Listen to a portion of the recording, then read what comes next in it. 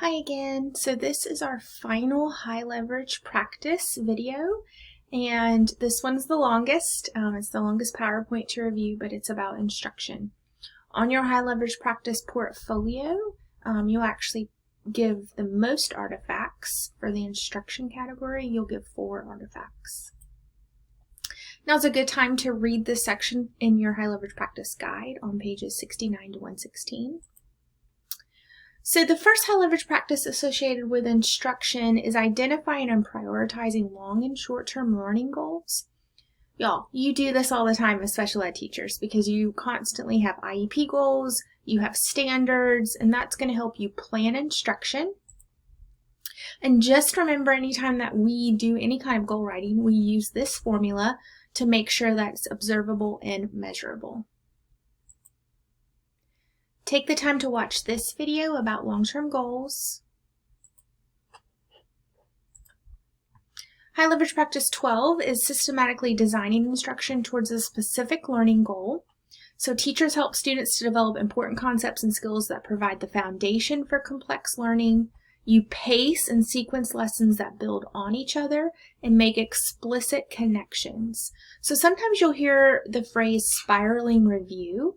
And that means that we're constantly reviewing skills even months after we've taught them. So for instance, the skills that I've taught in September related to math instruction, I'm still going to review those in April to make sure my students, 1, aren't forgetting that information or regressing in some way, but 2, you can use it to activate background knowledge when you do a more complex problem later in the year. So for instance, you might need those subtraction skills that you learned in even a previous grade in order to do division problems. So you're going to help them activate background knowledge, and a part of that's a spiraling review. I just wanted to point out Hattie's list of influences on student achievement. So this is available on Visible Learning, and these are the effect sizes. So the larger the number over here, the more it has seemed to influence student achievement. So you'll notice like collective teacher efficacy, so how are you feeling about how you're teaching, self-reported grades, estimates of achievement, at task analysis, RTI, prior ability, so that background knowledge is going to be really important, transfer skills, and scaffolding and deliberate practice. So those are just a few that I've highlighted. But the whole list is at Visible Learning, so you can go review his research. It's actually quite fascinating at what he has found to be influential and not influential. And then you'll watch this video, please, about systematically designing instruction. High leverage practice 13 is about adapting curriculum, tasks, and materials for specific goals. So remember, we can adapt using accommodations and modifications. So if you'll remember, an accommodation changes how a student learns the curriculum. A modification changes what the student learns. So for instance, an accommodation might just be extra time or less problems, but the student's still doing the same assignment and content that his or her same age peers are doing. A modification, I'm actually doing completely different content. So the easiest example I can think of is I'm a 3rd grader and we're doing multiplication and math. But my accommodation might just mean I do less problems for multiplication practice. My modification might mean that I'm doing subtraction instead. So I'm not really ready for multiplication yet. Here's just some more examples of accommodations and modifications. So please remember that accommodations and modifications are made on an individual basis, meaning not every kid with autism gets the same accommodations or modifications. And these will be outlined in the students' IEPs. So accommodations level the playing field and modifications change the playing field. And here are just some examples of accommodations for each of the different types of disabilities.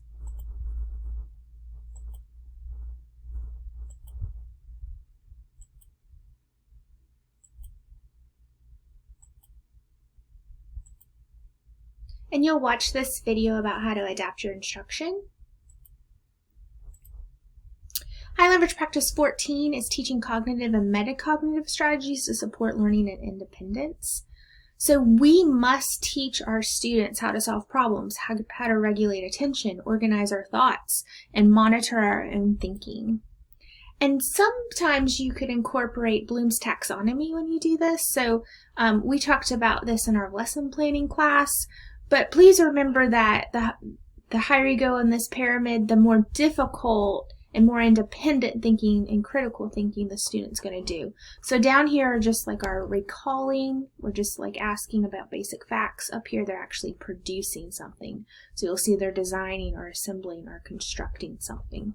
So when we want to teach all of our students how to get up this pyramid as far as possible, because we want our students to be able to think independently and think critically. And here's just another version of it.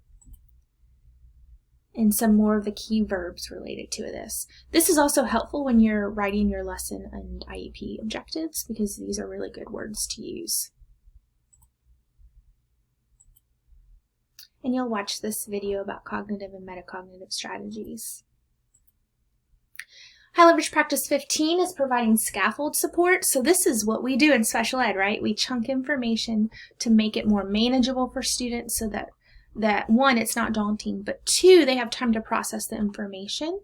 And that is why we use the gradual release of responsibility framework, and why you constantly hear me say you must have a model, a guided practice, and an independent practice in your lessons. Because this, y'all, research says works. So the gradual release of responsibility, you start with an I do or a model. You move to a we do, which is guided practice, and then you move to an I do, which is an independent practice/assessment. High leverage practice 16 is explicit instruction. It's structured and systematic. It provides supports. It's chunked, but it's very direct and clear. The language and vocabulary you use in explicit instruction is very purposeful, meaning you're not having extra vocabulary because that's going to limit the processing the student can have. So again, the more we can streamline vocabulary and use the similar prompts when we're teaching, the less the student's going to have to focus on how to process what you're asking, and the more they have to process the actual content. So here are the principles of effective instruction and the elements. So focusing on critical content, you're sequencing logically, you're breaking down steps, it's focused, you're reviewing prior skills so that you can activate that background knowledge, there's a step-by-step demonstration, you're using clear and concise language, you're providing examples and non-examples. So remember, the non-examples are really important too, because students need to know when and when not to use certain strategies. And then practice. We all need practice, so please incorporate that in your lessons. And here are some more elements of explicit instruction. So here is how we typically conduct explicit instruction in our lessons, and you'll notice that it's very similar to the gradual release. So we're activating background knowledge by a review, we're presenting or modeling, we're providing guided practice, we're providing corrections and feedback, and we're providing that independent practice. And then number 6 is weekly and monthly reviews, so that's that spiraling curriculum. And you'll watch this about explicit instruction. High leverage practice 17 is flexible grouping. So remember, we can group in multiple ways. We can group on like same ability or same learning style or same interest. We could group with different abilities or different learning styles or different interest. We can group individually, and we can group whole class. Your lesson might have a combination of one or more of these. And you'll watch that. High leverage practice 18 is strategies to promote active student engagement. So we know students who are engaged perform and learn more.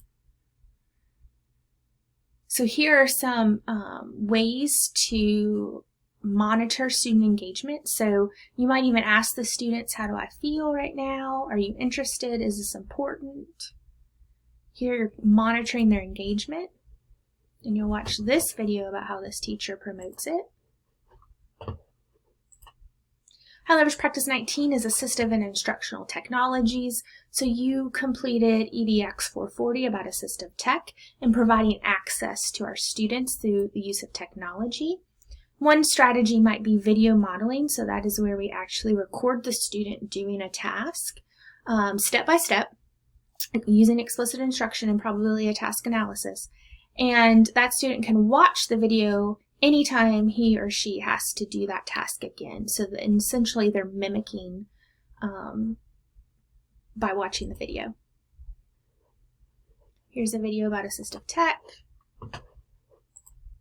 Providing intensive instruction. So some of our students in self-contained or who are about to get referred for special ed, maybe in RTI Tier 3, are going to need some intensive instruction. So this is really where the teacher provides, probably one-on-one in this instance, really intensive instruction, immediate feedback, and they are practicing a whole lot because we're trying to remediate and get them back out. Just a reminder that the 17 principles of effective instruction are very handy. Please label these in your lesson plans this semester. So you could just do like parentheses number 8, end parentheses, when you are doing a think aloud or modeling in that modeling section of your lesson plan. But we still want to keep using these. Please don't forget them. And you'll watch a video about intensive instruction. High Leverage Practice 21 is teaching students to maintain and generalize. This, y'all, is the point of why we're here. We want to promote mastery and we want to promote transfer of mastery, i.e. the students can use the knowledge and skills that you've taught and they can use it across time without prompting and do it independently. But even more importantly, they can do it independently across settings, and that's the generalization piece. And so you'll all remember the stages of learning. Maybe you remember the example of Lily and the Q-tips and how she had to learn that she could open the medicine cabinet door with her little chin and prop it open and get the Q-tip, which was also positively reinforcement. She practiced this every single time we went into the bathroom. So she was working on her fluency. She maintained these skills across time. So she did it every single time and she applied the skills to different settings. So she actually learned that there was a medicine cabinet in the other bathroom. So she would try to go and get a Q-tip from that medicine cabinet. And then when we moved to South Carolina, she tried to get the Q-tips out of the bathroom drawer instead of a medicine cabinet on the wall. So that proves that Lily is a master at stealing Q-tips, but also that she transferred her learning, which is the whole point of what we do. Here's just another example of that explanation. And High Leverage Practice 22 is providing positive and constructive feedback to our students. Feedback should be age appropriate, meaningful, timely, genuine, and specific. It is not marking up the red paper.